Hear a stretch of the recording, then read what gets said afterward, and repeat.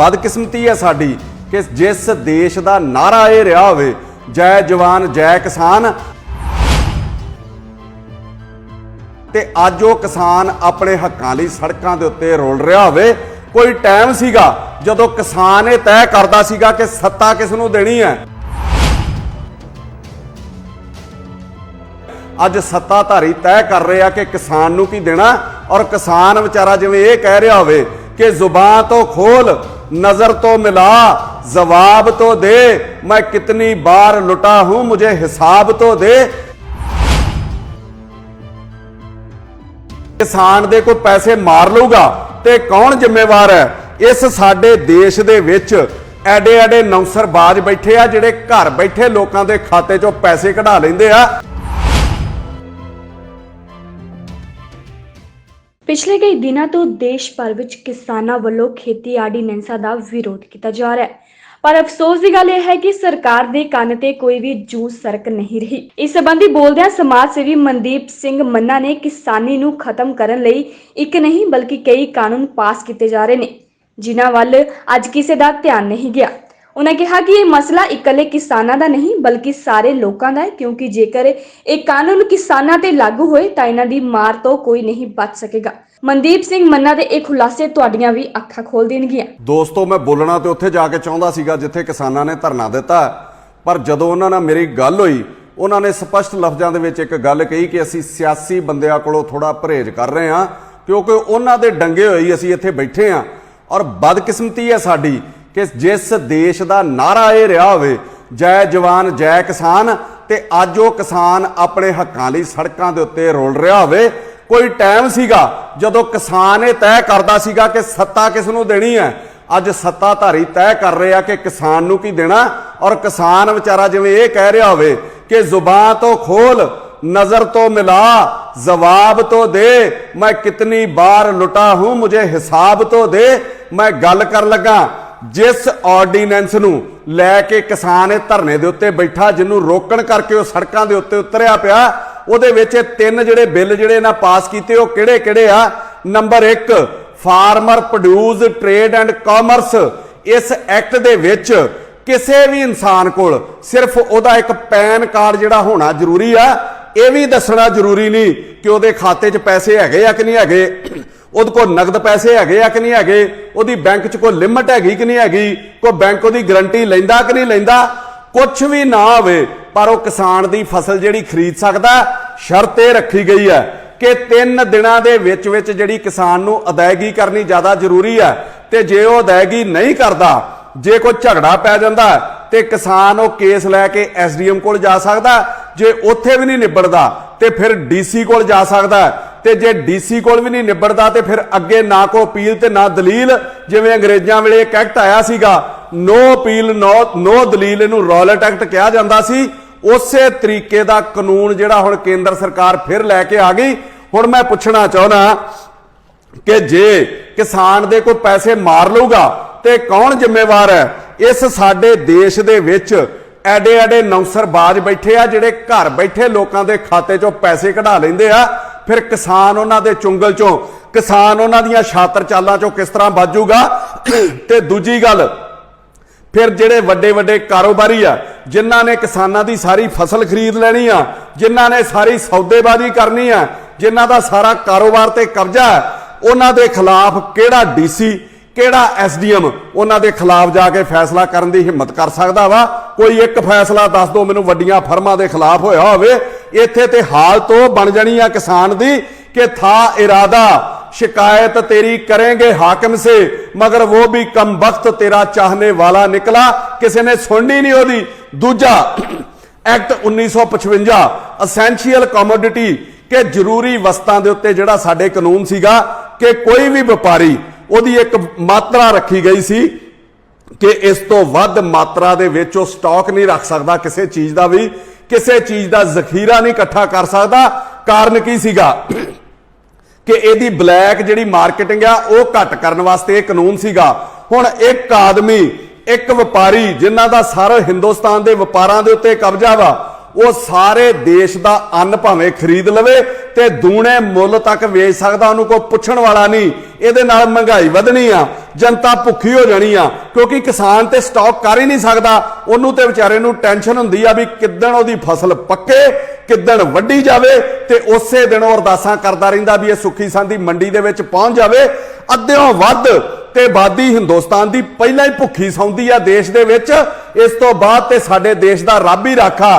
ਪਹਿਲਾਂ ਤੇ ਅਸੀਂ ਸੁਣਦੇ ਹੁੰਦੇ ਸੀਗੇ ਕਿ ਜਿਸ ਪ੍ਰਮਾਤਮਾ ਨੇ ਪੈਦਾ ਕੀਤਾ ਉਹ ਆਪੇ ਰੋਟੀ ਵੀ ਦਊਗਾ, ਤੇ ਹੁਣ ਇਹ ਕਹਾਵਤ ਹੀ ਬਦਲ ਜਾਣੀ ਆ। ਹੁਣ ਤੇ ਇਹ ਹੋਊਗੀ ਕਿ ਜਿਹਦੇ ਉੱਤੇ ਵੱਡੇ ਘਰਾਣਿਆਂ ਦੀ ਨਜ਼ਰ ਮਿਹਰਬਾਨ ਆ ਉਹਨਾਂ ਨੂੰ ਰੋਟੀ ਉਹ ਆਪੇ ਦੇਣਗੇ, ਬਾਕੀ ਭਾਵੇਂ ਭੁੱਖੇ ਮਰਦੇ ਰਹਿਣ। ਨੰਬਰ 3 ਜਿਹੜਾ ਐਕਟ ਆ ਉਹਦੇ ਵਿੱਚ ਕੀ ਆ ਕਿ farmers agreement on price assurance and farm services, ਕਿ ਕੰਟਰੈਕਟ ਬੇਸ ਦੇ ਉੱਤੇ ਕਿਸਾਨ ਨਾਲ ਇੱਕ ਕਰਾਰਨਾਮਾ ਕਰ ਲਿਆ ਜਾਊਗਾ, ਜ਼ਮੀਨ ਦਾ ਨਹੀਂ ਫਸਲ ਦਾ ਜਿਹੜਾ ਠੇਕਾ ਕਰ ਲਿਆ ਜਾਊਗਾ, ਕਿ ਉਹਦਾ ਰੇਟ ਜਿਹੜਾ ਪਹਿਲਾਂ ਹੀ ਤੈਅ ਕਰ ਲਿਆ ਜਾਊਗਾ। ਕਿ ਮੰਨ ਲਓ ਕਿਸੇ ਦੀ ਫਸਲ ਦਾ ਭਾਅ ਜਿਹੜਾ ਵੱਧ ਗਿਆ, ਪਰ ਕੰਪਨੀ ਨੇ ਜਿਹੜਾ ਉਹਦੇ ਨਾਲ ਰੇਟ ਤੈਅ ਕੀਤਾ ਆ ਉਸੇ ਰੇਟ ਦੇ ਉੱਤੇ ਉਹਦੇ ਕੋਲੋਂ ਫਸਲ ਖਰੀਦੀ ਜਾਊਗੀ। ਤੇ ਜੇ ਕਿਤੇ ਰੱਬ ਨਾ ਕਰੇ ਬਾਜ਼ਾਰ ਦੇ ਵਿੱਚ ਭਾਅ ਘਟ ਗਿਆ ਤੇ ਉਹ ਕੰਪਨੀ ਕੋਲ ਐਡੇ ਐਡੇ ਅਧਿਕਾਰ ਆ, ਉਹ ਕੋਈ ਵੀ ਨੁਕਸ ਕੱਢ ਕੇ, ਜਿਵੇਂ ਕਿਸੇ ਨਾਲ ਲੜਾਈ ਝਗੜਾਈ ਘਰ 'ਚ ਕਰਨਾ ਹੋਵੇ ਤੇ ਸਬਜ਼ੀ 'ਚੋਂ ਵਾਲ ਕੱਢ ਲਈਦਾ ਵਾ, ਇਸੇ ਤਰੀਕੇ ਦਾ ਕੋਈ ਨੁਕਸ ਕੱਢ ਕੇ ਉਹਦੀ ਫਸਲ ਨੂੰ ਜਿਹੜਾ ਡਿਨਾਈ ਕਰ ਦੂਗਾ, ਉਹ ਚੁੱਕਣ ਤੋਂ ਇਨਕਾਰ ਕਰ ਦੂਗਾ, ਤੇ ਕਿਸਾਨ ਵਿਚਾਰਾ ਥਾਂ ਥਾਂ ਤੇ ਧੱਕੇ ਖਾਂਦਾ ਫਿਰੂਗਾ ਆਪਣੀ ਫਸਲ ਵੇਚਣ ਲਈ। ਤੇ ਜੇ ਇਸ ਦੌਰਾਨ ਕੋਈ ਕੁਦਰਤੀ ਮਾਰ ਪੈ ਗਈ ਤੇ ਉਹਨੂੰ ਕੋਈ ਪੈਸਾ ਵੀ ਨਹੀਂ ਉਹ ਦਊਗਾ। ਸਿਰਫ ਇਹ 3 ਕਾਨੂੰਨ ਹੀ ਨਾ ਸਮਝੇ ਜਾਣ, ਕਿਸਾਨੀ ਨੂੰ ਖਤਮ ਕਰਨ ਲਈ ਹੋਰ ਕਿਹੜੇ ਫਰਮਾਨ ਜਿਹੜੇ ਜਾਰੀ ਕੀਤੇ ਜਾ ਰਹੇ ਆ ਜਿਹਦੇ ਵੱਲ ਲੋਕਾਂ ਦਾ ਜੇ ਧਿਆਨ ਨਹੀਂ ਜਾ ਰਿਹਾ। ਇੱਕ ਕਾਨੂੰਨ ਹੋਰ ਹੈ, ਇੰਡੀਅਨ ਇਲੈਕਟ੍ਰਿਸਿਟੀ ਐਕਟ 2003 ਦਾ ਇਲੈਕਟ੍ਰਿਸਿਟੀ ਅਮੈਂਡਮੈਂਟ ਐਕਟ 2020। ਇਹ 3 ਚ ਇੱਕ ਕਾਨੂੰਨ ਸੀਗਾ, ਉਹਨੂੰ ਹੁਣ ਸੋਧ ਕਰਕੇ 2020 ਦੇ ਵਿੱਚ ਇੱਕ ਕਾਨੂੰਨ ਨਵਾਂ ਲੈ ਕੇ ਆਂਦਾ ਗਿਆ ਬਿਜਲੀ ਦੇ ਉੱਤੇ, ਕਿ 1947 ਚ ਜਦੋਂ ਦੇਸ਼ ਆਜ਼ਾਦ ਹੋਇਆ ਉਸ ਤੋਂ ਬਾਅਦ ਇੱਕ ਇੰਡੀਅਨ ਇਲੈਕਟ੍ਰਿਸਿਟੀ ਐਕਟ ਬਣਿਆ ਸੀ 1948 ਦੇ ਵਿੱਚ, ਕਿ ਬਿਜਲੀ ਦੀ ਜਿਹੜੀ ਪੈਦਾਵਾਰ ਆ ਉਹਦੇ ਸਾਰੇ ਅਧਿਕਾਰ ਜਿਹੜੇ ਉਹ ਸਰਕਾਰ ਕੋਲ ਰਹਿਣਗੇ, ਕਿਉਂਕਿ ਇਹ ਡਿਵੈਲਪਮੈਂਟ ਦਾ ਸਾਧਨ ਆ ਨਾ ਕਿ ਕਮਾਈ ਦਾ। ਇਸ ਤੋਂ ਕਮਾਈ ਨਹੀਂ ਕਰਨ ਦਿੱਤੀ ਜਾਊਗੀ। ਤੇ 1965 ਦੇ ਵਿੱਚ ਜਦੋਂ ਦੇਸ਼ ਦੇ ਵਿੱਚ ਅਕਾਲ ਪਿਆ ਸੀਗਾ, ਰੋਟੀ ਦੇ ਲਾਲੇ ਪਏ ਸੀਗੇ, ਤੇ ਉਸ ਟਾਈਮ ਸਾਡੇ ਪ੍ਰਧਾਨ ਮੰਤਰੀ ਜਿਹੜੇ ਸੀਗੇ ਸ਼੍ਰੀ ਲਾਲ ਬਹਾਦਰ ਸ਼ਾਸਤਰੀ, ਉਹਨਾਂ ਦੀਆਂ ਹਦਾਇਤਾਂ ਦੇ ਉੱਤੇ ਇੱਕ ਹਰੀ ਕ੍ਰਾਂਤੀ ਗ੍ਰੀਨ ਰੈਵੋਲੂਸ਼ਨ ਲੈ ਕੇ ਆਂਦਾ ਗਿਆ ਸੀਗਾ, ਜਿਹਨੂੰ ਨਾਂ ਦਿੱਤਾ ਗਿਆ ਸੀਗਾ ਜੈ ਜਵਾਨ ਜੈ ਕਿਸਾਨ। ਤੇ ਖਾਸ ਕਰਕੇ ਇਹ ਹਰੀ ਕ੍ਰਾਂਤੀ ਸੀ, ਇਹ ਪੰਜਾਬ ਲਈ ਸੀ, ਕਿ ਉਹਨਾਂ ਕਿਹਾ ਸੀਗਾ ਕਿ ਬਿਜਲੀ ਬੋਰਡ ਭਾਵੇਂ ਘਾਟੇ 'ਚ ਚਲਾ ਜਾਵੇ, ਭਾਵੇਂ ਕਰਜ਼ਾ ਚੁੱਕੇ, ਪਰ ਕਿਸਾਨਾਂ ਨੂੰ ਜਿਹੜੀ ਪੂਰੀ ਸਹੂਲਤ ਦਿੱਤੀ ਜਾਊਗੀ, ਕਿਉਂਕਿ ਮੁੱਖ ਟੀਚਾ ਸੀਗਾ ਦੇਸ਼ ਦੇ ਵਿੱਚ ਅਨਾਜ ਪੈਦਾ ਕਰਨਾ। ਔਰ ਉਦੋਂ ਦੱਸਦੇ ਆ ਕਿ ਦੁਨੀਆ ਦੀ ਜਿਹੜੀ ਸਭ ਤੋਂ ਵੱਧ ਪੈਦਾਵਾਰ ਉਹ ਪੰਜਾਬ ਨੇ ਕੀਤੀ ਸੀ, ਔਰ ਸਾਰੇ ਭਾਰਤ ਨੂੰ ਪੰਜਾਬ ਕੱਲੇ ਨੇ ਰੋਟੀ ਖਵਾਈ ਸੀਗੀ। ਤੇ ਜਦੋਂ ਆਪਣਾ ਫਾਇਦਾ ਨਿਕਲ ਗਿਆ ਤੇ ਹੁਣ ਗੱਲ ਉਹ ਕਰਤੀ कि मतलब निकल गया तो पहचानते नहीं, ऐसे छोड़ रहे हैं जैसे जानते नहीं। उस तो बाद 1948 तो बाद 1965 ਦਾ ਜਿਹੜਾ ਜੈ ਜਵਾਨ ਜੈ ਕਿਸਾਨ ਦੇ ਨਾਰੇ ਤੋਂ ਬਾਅਦ 2003 ਦੇ ਵਿੱਚ ROR 16 ਨੂੰ ਕਿਹਾ ਜਾਂਦਾ ਰੇਟ ਆਫ ਰਿਟਰਨ ਇੱਕ ਐਕਟ ਲੈ ਕੇ ਆਇਆ ਗਿਆ, ਜਿਹਦੇ ਵਿੱਚ ਇਹ ਕੀਤਾ ਗਿਆ ਕਿ ਸਿਰਫ ਬਿਜਲੀ ਬੋਰਡ ਨੂੰ ਘਾਟੇ 'ਚ ਨਹੀਂ ਰਹਿਣ ਦਿੱਤਾ ਜਾਊਗਾ, 16% ਇਸ ਤੋਂ ਮੁਨਾਫਾ ਜਿਹੜਾ ਕਮਾਇਆ ਜਾਊਗਾ। 2003 ਦੇ ਵਿੱਚ ਇਹਦੇ ਵਿੱਚ ਕਾਨੂੰਨ 'ਚ ਸੋਧ ਕਰਕੇ ਇਹ ਕੀਤਾ ਗਿਆ ਕਿ ਜਿਹੜੀ ਪੈਦਾਵਾਰ ਆ ਉਹ ਪ੍ਰਾਈਵੇਟ ਹੱਥਾਂ 'ਚ ਵੀ ਦੇ ਦਿੱਤੀ ਜਾਊਗੀ, ਪਰ ਜਿਹੜੀ ਡਿਸਟ੍ਰੀਬਿਊਸ਼ਨ ਆ, ਜਿਹੜੀ ਵੰਡ ਆ, ਜਿਹੜੀ ਸਪਲਾਈ ਆ ਉਹ ਸਰਕਾਰ ਕਰੂਗੀ। ਤੇ ਹੁਣ 2020 ਦੇ ਵਿੱਚ ਇੰਡੀਅਨ ਇਲੈਕਟ੍ਰਿਸਿਟੀ ਐਕਟ 2020 ਇਹਦੇ ਵਿੱਚ ਸੋਧ ਕਰਕੇ ਜਿਹੜੀ ਬਿਜਲੀ ਦੀ ਵੰਡ ਆ, ਜਿਹੜੀ ਸਪਲਾਈ ਆ, ਉਹ ਵੀ ਪ੍ਰਾਈਵੇਟ ਹੱਥਾਂ ਦੇ ਵਿੱਚ ਦੇ ਦਿੱਤੀ ਜਾਊਗੀ। ਔਰ ਇੱਕ ਸਲੈਬ ਹੋਊਗੀ ਸਾਰੇ ਰੇਟ ਦੀ, ਚਾਹੇ ਕੋਈ 100 ਯੂਨਿਟ ਵਰਤ ਲੇ, ਚਾਹੇ ਕੋਈ 500 ਯੂਨਿਟ ਵਰਤ ਲੇ, ਚਾਹੇ ਕੋਈ 5000 ਯੂਨਿਟ ਵਰਤ ਲਵੇ, ਉਹਦੇ ਤੇ ਇੱਕੋ ਹੀ ਰੇਟ ਜਿਹੜਾ ਤੈਅ ਕੀਤਾ ਜਾਊਗਾ। ਕਿਸਾਨਾਂ ਦਲਿਤਾਂ ਨੂੰ ਜਿਹੜੀ ਬਿਜਲੀ ਮਾਫ ਮਿਲਦੀ ਆ, ਉਹਨਾਂ ਨੂੰ ਪਹਿਲਾਂ ਬਿਜਲੀ ਦਾ ਬਿੱਲ ਜਮ੍ਹਾਂ ਕਰਾਉਣਾ ਪਿਆ ਕਰੂਗਾ, ਫਿਰ ਉਹਨਾਂ ਦੇ ਖਾਤੇ ਦੇ ਵਿੱਚ ਪੈਸੇ ਜਿਹੜੇ ਉਹ ਵਾਪਸ ਆਇਆ ਕਰਨਗੇ। ਕੇਂਦਰ ਸਰਕਾਰ ਨੇ ਇਹਨੂੰ ਨਾਂ ਦਿੱਤਾ DBT, direct benefit transfer of subsidy, ਕਾਰਨ ਕੀ ਹੈ? ਕੇਂਦਰ ਕਹਿੰਦਾ ਕਿ ਰਾਜ ਸਰਕਾਰਾਂ ਦੀ ਕਰਪਸ਼ਨ ਕਰਕੇ ਜੋ ਪੈਸਾ ਜਿਸ ਕੰਮ ਲਈ ਆਉਂਦਾ ਹੈ ਲਾਉਂਦੀਆਂ ਹੀ ਨਹੀਂ, ਚਾਹੇ ਉਹ ਸਕਾਲਰਸ਼ਿਪ ਦਾ ਹੋਵੇ, ਚਾਹੇ ਉਹ ਮਕਾਨਾਂ ਦੇ ਪੈਸੇ ਹੋਣ, ਚਾਹੇ ਸਿੱਖਿਆ ਦੇ ਪੈਸੇ, ਚਾਹੇ ਹੈਲਥ ਦੇ ਪੈਸੇ, ਚਾਹੇ ਮਨਰੇਗਾ, ਚਾਹੇ ਗੈਸ ਸਿਲੰਡਰ ਆ, ਚਾਹੇ ਸਕਿੱਲ ਇੰਡੀਆ ਦੇ ਨਾਂ ਦੇ ਉੱਤੇ ਪੈਸੇ ਆਉਂਦੇ ਆ, ਉਹ ਲੋਕਾਂ ਤੱਕ ਪੂਰੇ ਪਹੁੰਚਦੇ ਨਹੀਂ। ਔਰ ਐਡੀ ਬੇਸ਼ਰਮੀ ਦੀ ਗੱਲ ਆ ਕਿ ਨੀਤੀ ਆਯੋਗ ਦਾ ਇੱਕ ਮੈਂਬਰ ਪੰਜਾਬ 'ਚ ਆਇਆ ਹੋਵੇ ਔਰ ਉਹ ਕਹਿ ਕੇ ਗਿਆ ਹੋਵੇ ਕਿ ਦੇਸ਼ ਦੇ 5-4 ਸੂਬਿਆਂ ਦੇ ਵਿੱਚ ਸਭ ਤੋਂ ਵੱਧ ਜਿਹੜੇ ਭ੍ਰਿਸ਼ਟ ਸੂਬੇ ਆ ਉਹਨਾਂ ਦੇ ਵਿੱਚ ਪੰਜਾਬ ਵੀ ਆਉਂਦਾ। ਇੱਥੋਂ ਦੇ ਲੀਡਰ ਜਿਹੜੇ ਉਹ ਬਹੁਤ ਪੈਸੇ ਖਾਂਦੇ ਆ ਔਰ ਸਿੱਧਾ ਸਿੱਧਾ ਜਿਹੜਾ ਲਾਭ ਆ ਉਹ ਲਾਭ ਪਾਤਰੀ ਤੱਕ ਜਾਂਦਾ ਹੀ ਨਹੀਂਗਾ।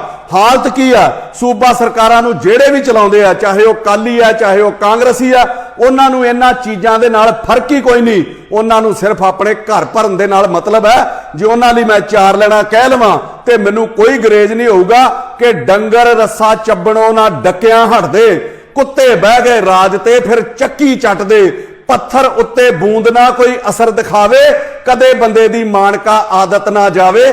ਇੰਨੇ ਹਾਲਾਤ ਵਿਗੜ ਗਏ ਪਰ ਇਹਨਾਂ ਦੀਆਂ ਹਾਲਾਤਾਂ ਦੇ ਵਿੱਚ, ਇਹਨਾਂ ਦੇ ਹਾਲਤਾਂ ਦੇ ਵਿੱਚ ਕੋਈ ਸੁਧਾਰ ਨਹੀਂ ਆਇਆ ਇਹਨਾਂ ਲੀਡਰਾਂ ਦੀਆਂ 'ਚ। ਕੇਂਦਰ ਨੇ ਆਪਣੀ ਸੋਚ ਨਾਲ ਜੋ ਕੀਤਾ, ਮੈਂ ਨਹੀਂ ਕਹਿੰਦਾ ਉਹ ਗਲਤ ਹੈ, ਉਹ ਠੀਕ ਹੈ, ਪਰ ਦੂਜਾ ਪਹਿਲੂ ਉਹਨੇ ਦੇਖਿਆ ਹੀ ਨਹੀਂ ਕਿ ਪੰਜਾਬ 'ਚ ਕਿਸਾਨ ਬਹੁਤ ਛੋਟੇ ਆ, ਘੱਟ ਜ਼ਮੀਨਾਂ ਵਾਲੇ ਆ।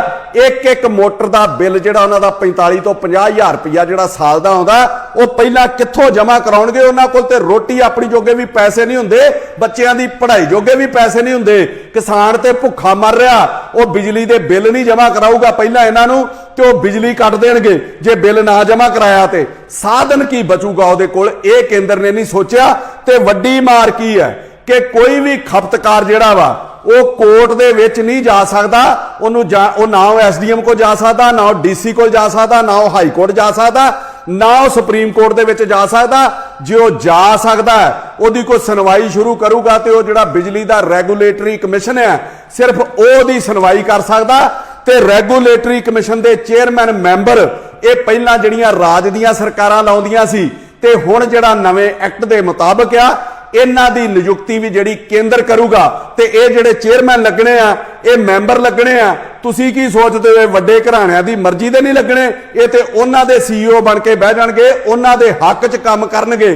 ਕੌਣ ਸੁਣਵਾਈ ਕਰੂਗਾ ਗਰੀਬ ਦੀ? ਖਪਤਕਾਰ ਤੇ ਹਰ ਕੇਸ ਹਾਰੂਗਾ, ਉਹਦੀ ਕਿਤੇ ਸੁਣਵਾਈ ਨਹੀਂ ਹੋਣੀ। ਕਿ ਜਿਵੇਂ ਕਿਸੇ ਸ਼ਾਇਰ ਨੇ ਬੜਾ ਵਧੀਆ ਕਿਹਾ ਕਿ ਤੁਮਾਰਾ ਸ਼ਹਿਰ ਤੁਮ ਹੀ ਮੁੱਦਈ तुम ही मुंसिफ, मुझे यकीन है कि कसूर मेरा ही निकलेगा। सरकारां वड्डे व्यापारियां नूं फायदे दे चक्कर दे विच इह तो भुल गईयां कि किसान दुनिया दा सब तो जिहड़ा रिस्की इन्वेस्टर है, जिहड़ा खुले समान दे विच अपनी रास पूंजी रखदा है। कोई छोटे तो छोटा कारोबारी भी होवे, चाहे वो मोची होवे, चाहे वो कोई मतलब छोले भटूरे बेचण वाला होवे, कोई भी होवे, वो अपनी छोटी तो छोटी दुकान नूं भी ताला ला के जांदा। पर किसान जिहड़ा 6 महीने सौ के नहीं वेखदा, हर छोटे तो छोटे काम का बीमा हैगा, पर किसान की फसल का कोई बीमा नहीं। सरकारां दोवें वादे जिन्ना ने कीते, चाहे वो स्टेट गवर्नमेंट है चाहे वो सेंटर गवर्नमेंट है, मैनीफेस्टो दे विच ते वो कहंदे सी किसानां नूं सहूलतां देवांगे, इन्हां दे कर्जे माफ करांगे, स्वामीनाथन दी जिहड़ी रिपोर्ट आ उहनूं लागू करांगे। पर हालात की बन गए? पूरे किसी ने भी नहीं कीते।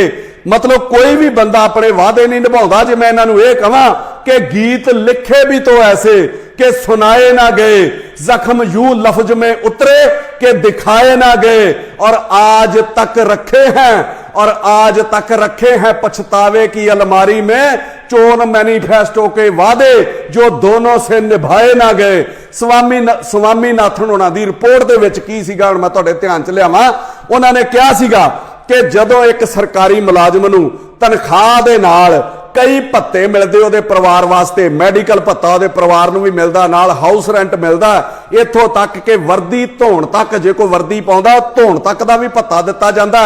जे किते जज लगे आ उन्हां नूं पर्दे धोण तक दा भत्ता दिता जांदा। फिर किसान दा पूरा परिवार खेती नूं समर्पित हुंदा, जिन्ना इहनूं भी भत्ते देने बहुत ज़्यादा जरूरी है। कल्ले ओदी मेहनत दे नाल ओदे परिवार दा गुजारा नहीं चल सकदा। वो रिपोर्ट ना लागू करन करके किसान दे अज हालात हो गए।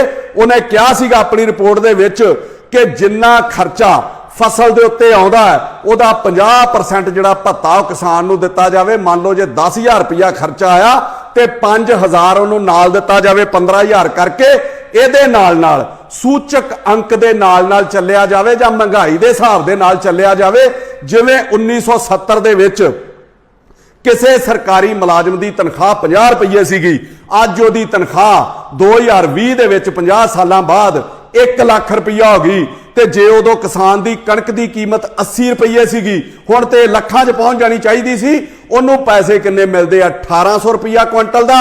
ਜਿਵੇਂ 1970 ਦੇ ਵਿੱਚ ਤੇਲ ਦੀ ਕੀਮਤ 60 ਤੋਂ 70 ਪੈਸੇ ਸੀਗੀ, ਉਹ 100 ਗੁਣਾ ਵੱਧ ਕੇ ਅੱਜ 75 ਰੁਪਏ ਦਾ ਹੋ ਗਿਆ, ਮਤਲਬ 100 ਗੁਣਾ ਵਧਿਆ।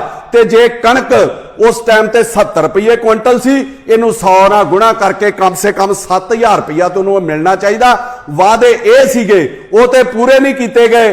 ਤੇ ਫਿਰ ਐਡੀ ਕੀ ਆਫਤ ਆ ਗਈ ਦੇਸ਼ ਦੇ ਵਿੱਚ? ਨੈਸ਼ਨਲ ਮੈਡੀਕਲ ਜਿਹੜੀ ਐਮਰਜੈਂਸੀ ਚੱਲ ਰਹੀ ਹੈ, ਫਿਰ ਬੈਕਡੋਰ ਤੇ ਜਾ ਕੇ ਬਲੈਕ ਆਵਰ ਦੇ ਵਿੱਚ ਇਹ ਬਿੱਲ ਕਿਉਂ ਪਾਸ ਕੀਤਾ ਗਿਆ? ਕਿਹੜੇ ਘਰਾਣਿਆਂ ਦੇ ਦਬਾਅ 'ਚ ਕੀਤਾ ਗਿਆ? ਦੇਸ਼ ਤੇ ਮਹਾਮਾਰੀ ਦੇ ਨਾਲ ਜੂਝ ਰਿਹਾ ਵਾ।